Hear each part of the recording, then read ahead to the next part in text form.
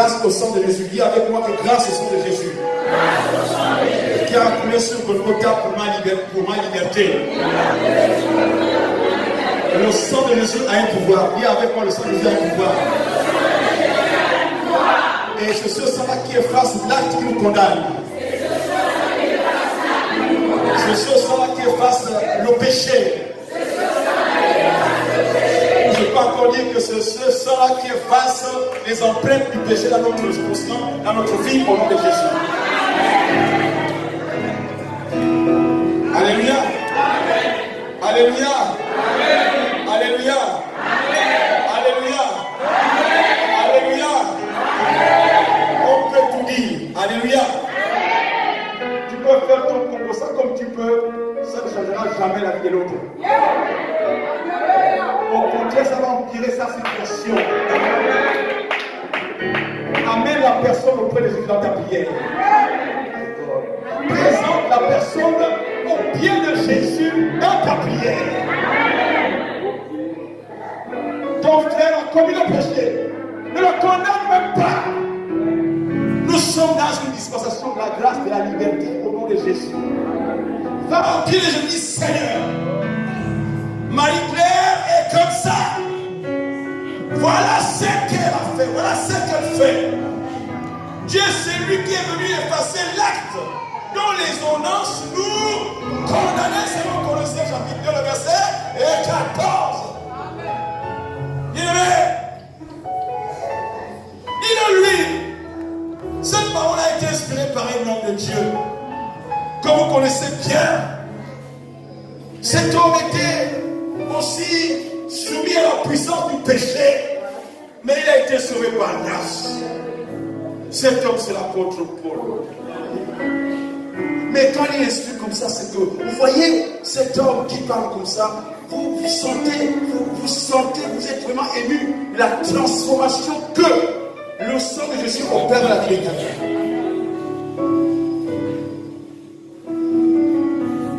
On ne peut pas imaginer que quelqu'un qui a tué puisse être aussi libre dans ses déclarations. Et avoir, même s'il a été à l'école de Gamaliel, là où il avait été instruit dans la loi, parce que l'apôtre Paul avait, avant d'accepter Jésus, n'est-ce pas? Il connaissait parfaitement la loi parce qu'il a étudié la loi. Il la connaissait parfaitement, c'était pas n'importe qui. Contrairement à Pierre, contrairement à Jacques et les autres. Lui, parce qu'à l'époque, à Israël, quand quelqu'un était à l'école de Gamaliel, ce n'était pas n'importe qui, il était respecté.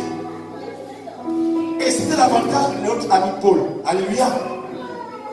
Et quand il a accepté Christ, quand le Saint-Esprit manifestait en lui, alors là, c'était devenu bon. Voilà pourquoi la Bible dit que, c'est même plus le dit, il dit que moi, le moins des apôtres. Alléluia. Mais j'ai été plus que tous.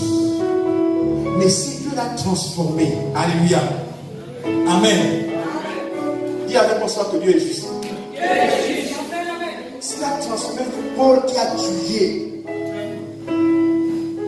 c'était un meurtrier. Qu'est-ce que cela veut dire quand tu dis quelqu'un est un meurtrier? Frère, les théologiens ici, dites-moi un peu, ou celui qui, effectivement, disons, connaît bien le français, moi je n'en connais pas, bien aimé. C'est quoi, c'est qui est meurtrier? Un assassin, hein? C'est ça, hein? Mais lui là, bien aimé, même Ananias s'est opposé à l'appel de Saul de Tarse. Vous comprenez ça? Là où les gens s'opposent, alléluia, Dieu dit viens.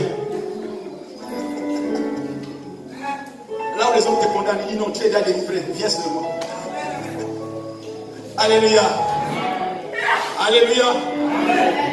Il n'y a plus de condamnation pour ceux qui sont en Christ Jésus. Quand quelqu'un accepte Jésus dans sa vie, il obtient un pouvoir. Dis, j'obtiens un pouvoir. Et l'apôtre Paul veut dire que ce n'est plus moi qui vis, c'est Christ qui vit en moi. Et quand vous avez Christ en vous, bien aimé, vous avez la puissance. Dis la puissance. J'ai la force et la capacité de pouvoir parler au péché. Un homme qui a Christ, on le manipule plus n'importe comment. C'est une personne qui a la force.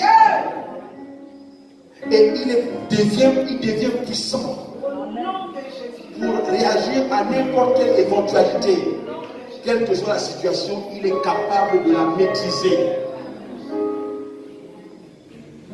Voilà pourquoi je suis venu. Vous savez, l'apôtre Paul avait été transformé. Alléluia.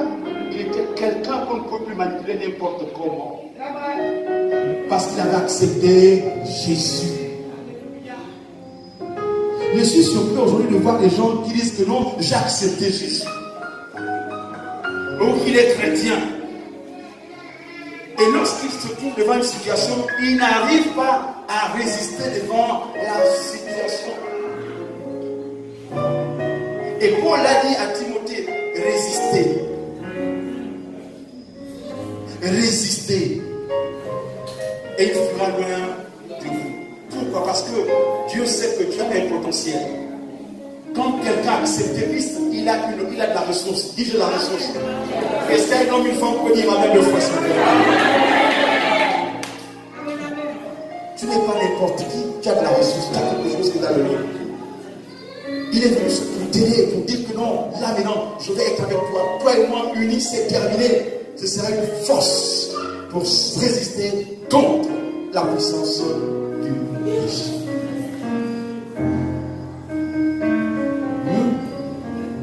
Là où le péché abonde, dis avec moi que là où le péché abonde,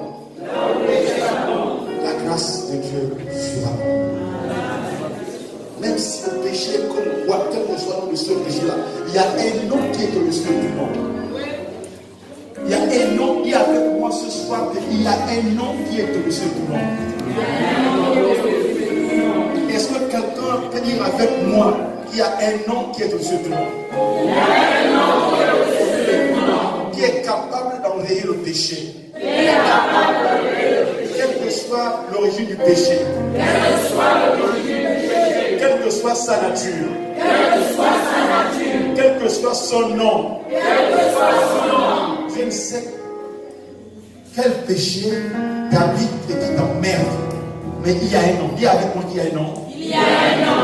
Qui est au-dessus du nom. Qui est capable de briser ce nom-là qui t'emmerde.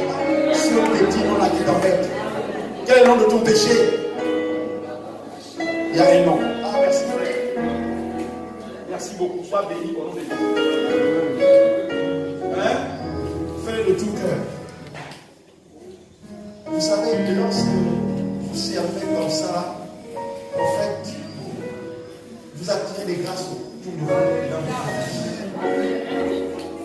Ce n'est pas pour se faire voir, parce que les gens savent non.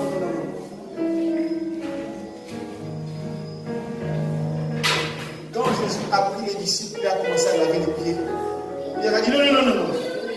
Il a dit c'est comme ça qu'il faut faire. En fait, c'est un signe d'humilité et de respect. Alléluia. C'est pas pour s'enorgueillir. C'est le service dans la maison de Dieu. Apprenez à le faire. Mais si c'est l'orgueil, c'est pas l'orgueil, arrêtez de le faire. Mais si ça vous d'humilité, faites-le. Mais si c'est dans l'orgueil, arrête de le faire parce que tu n'auras rien. Je ne sais pas si quelqu'un m'entend ce soir. Vous allez venir ici, les suivre les chaussures.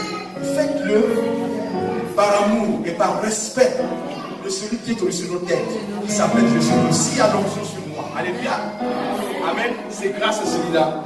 Ce n'est pas moi, mais c'est lui qui m'a équipé de ses capacités, de ses ressources. Voilà pourquoi quand tu dis Amen, c'est que c'est là, soit ici, soit dit. Alléluia. Oui. Parce que tu as accepté, tu as été convaincu de ce qui a été. Ainsi soit-il.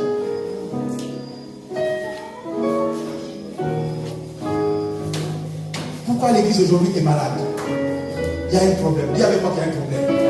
Oui, parce que nous passons du temps à prendre les pierres sur le plan spirituel et l'appeler sur les autres.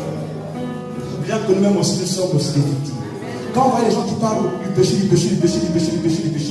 faut les dire non, là, ce sont eux-mêmes dans le péché. Péché.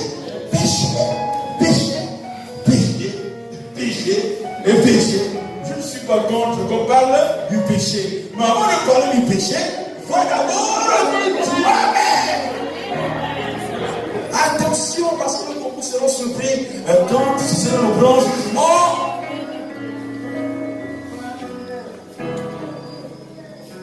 Je ne sais pas que pendant que je parlais aux autres, pendant que je sais pas. Bien aimé, nous sommes dans une disposition là où aussi l'Esprit parle ensemble. Connectez-vous à l'Esprit de Dieu pour comprendre les temps dans lesquels nous sommes.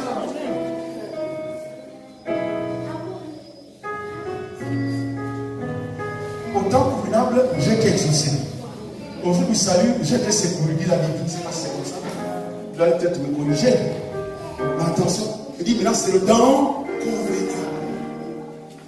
C'est maintenant le jour de ton salut. Et quand le Saint-Esprit est en mouvement, il devrait maintenant comprendre que non. Non, ça ne sert à rien. De parler mal de l'autre. De connaître le peuple mal sur l'autre.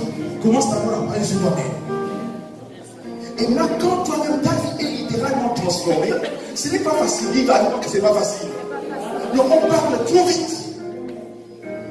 Qu'on se mette d'abord en question. On parle trop vite, on est trop pressé.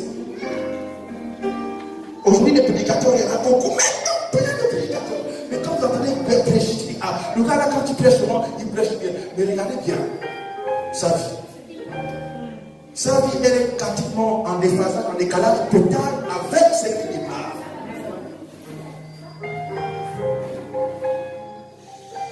Ces hommes-là connaissaient bien parfois la loi. Ils ont dit que non, selon la loi de Moïse, cette femme va être lapidée. Je leur ai dit, mais c'est pas mauvais. Moi, je ne peux pas m'opposer à cela.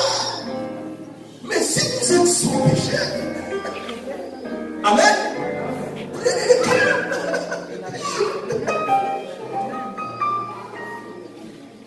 Alléluia. Donc, si nous voulons une église prospère, une église épanouie, commençons d'abord par respecter celui qui est devant toi. Que moi aussi j'étais comme lui. Si je suis saint que je suis aujourd'hui, c'est grâce à celui qui est sur la tête qui s'appelle Jésus. Je ne suis pas un super homme qui, effectivement, aujourd'hui, non, j'ai obtenu tout comme ça. Grâce à Jésus. Dis avec moi, grâce à Jésus. Et grâce à Jésus.